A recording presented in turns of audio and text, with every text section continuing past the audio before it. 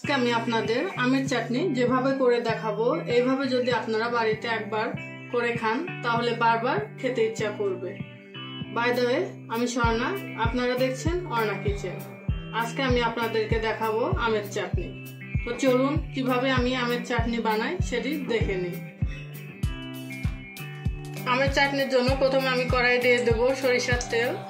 চাটনিতে বেশি তেল ব্যবহার করতে নেই, তাই আমি তেলের পরিমাণটা কম দিচ্ছি। তো আপনারা আম অনুযায়ী তেলটা দিবেন। তেলে দিয়ে দেব শুকনো লঙ্কা। এখানে আমি একটি শুকনো লঙ্কা একটু টুকরো টুকরো করে নিয়েছি, যাতে করে শুকনো লঙ্কার ঝালটা একটু চাটনিতে যায় এবং এই ঘ্রাণটাও চাটনির মধ্যে যায়। এখন দিয়ে দেবো পাঁচফোড়ন।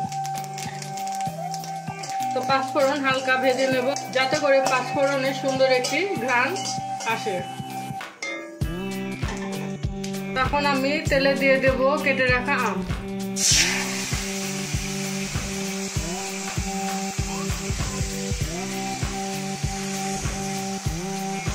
আম ভালোভাবে নাড়াচাড়া করে মিশিয়ে নেব।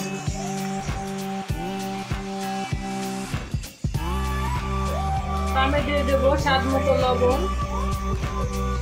পরিমাণ মতো হলুদ গুঁড়ো। চাটনিতে হলুদ গুঁড়োর পরিমাণটা বেশি না হলেও চলবে, সামান্য পরিমাণে দিলেই হবে, যাতে করে একটু কালার আসে।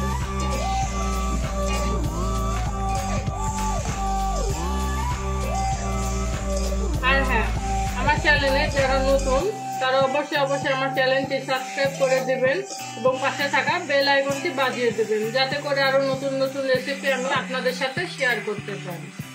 তখন আমি আমগুলো ঢাকনা দিয়ে ঢেকে কিছুক্ষণ সিদ্ধ করে নেব।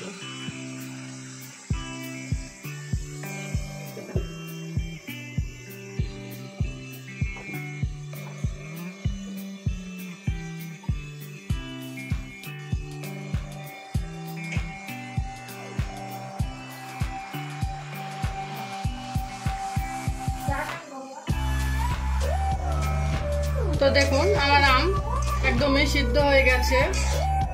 তখন আমি এই আমের মধ্যে দিয়ে দেব স্বাদ মতো মিষ্টি। তো আমি এই মিষ্টির জায়গায় ব্যবহার করব গুড়। তো আপনারা আপনাদের যেটা ভালো লাগে সেটা ব্যবহার করবেন। তো দেখুন এখানে আমি আখের গুড় ব্যবহার করছি। তো আপনারা অনেকে চিনি পছন্দ করেন, তো আপনারা এখানে গুড়ের জায়গায় চিনিও ব্যবহার করতে পারেন।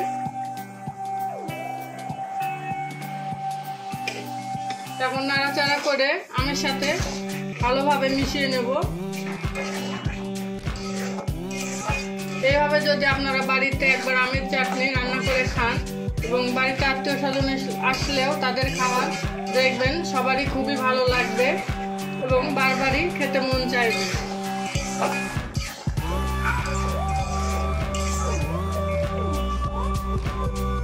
এখন আমি আরেকটু সময় ভালোভাবে চাটনিটা রান্না করে নেব, কারণ এটা একটু সময় করে রান্না করলেও স্বাদটা অনেক দ্বিগুণ বেড়ে যায়।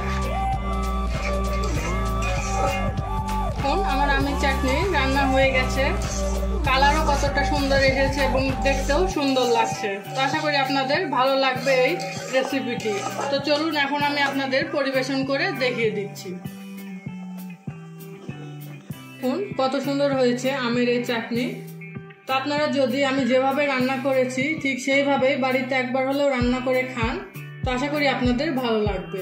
তো আমার এই রেসিপি যদি আপনাদের ভালো লেগে থাকে তাহলে অবশ্যই কমেন্টে জানিয়ে দেবেন এবং আমার চ্যানেলের নতুন বন্ধু হয়ে থাকলে চ্যানেলটি সাবস্ক্রাইব করে দিয়ে পাশে থাকা বেল আইকনটি বাজিয়ে দেবেন, যাতে করে আরও নতুন নতুন ভিডিও আমি আপনাদের সাথে শেয়ার করতে পারি।